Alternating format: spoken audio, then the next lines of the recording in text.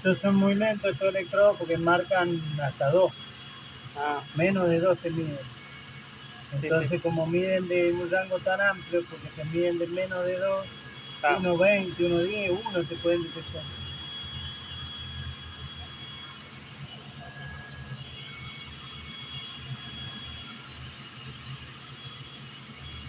A ver, Laura, ponelo al refractómetro.